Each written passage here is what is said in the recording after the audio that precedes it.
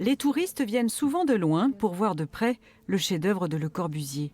Et en ce moment, palissades et échafaudages peuvent surprendre les photographes. On est un peu déçus, on ne s'attendait pas. Mais bon, de toute façon, il faut bien qu'il y ait un entretien de fait. Je suis contente qu'ils vont continuer à faire de la manutention, on dit en français, pour maintenir l'église comme ça. D'un inconvénient, les médiateurs culturels en ont fait un atout. Ils proposent des visites inédites pour comprendre les enjeux de cette restauration. En particulier cette façade, conçue comme un mur de lumière par Le Corbusier. C'était une technique très innovante, mais qui a aussi justement un petit peu souffert, entre guillemets. Je veux dire, il a fallu bien sûr restaurer. Les visiteurs peuvent pénétrer dans un petit espace habituellement fermé au public. Donc là, ça nous permet vraiment de comprendre justement qu'on est à l'intérieur d'un mur creux.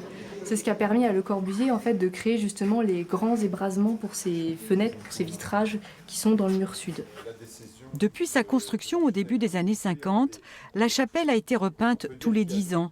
Mais il a fallu intervenir plus en profondeur pour effacer les rides de Notre-Dame-du-Haut.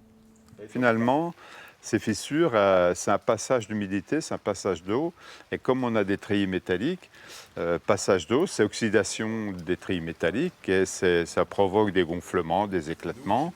Et à long terme, on ne peut pas dire que ça soit très sain pour le bâtiment. Premier résultat de ce chantier suivi par des scientifiques de toute la France, les fissures ont été traitées, les bétons de la façade ont été repris.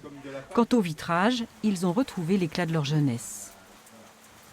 Là, on approche la structure, on approche l'œuvre même de Le Corbusier. On discutait à l'instant du fait que du vide qu'il y a à l'intérieur, de la profondeur des vitraux. Il faut quand même venir tout près comme ça pour le savoir. Ça. On apprend toujours des choses hors des visites traditionnelles. Et puis c'est rare aussi, donc une belle expérience. Le chantier devrait durer encore au moins 2 ans. Cette auscultation en profondeur a permis d'identifier des méthodes de construction jusqu'alors inconnues. Des découvertes partagées avec les visiteurs.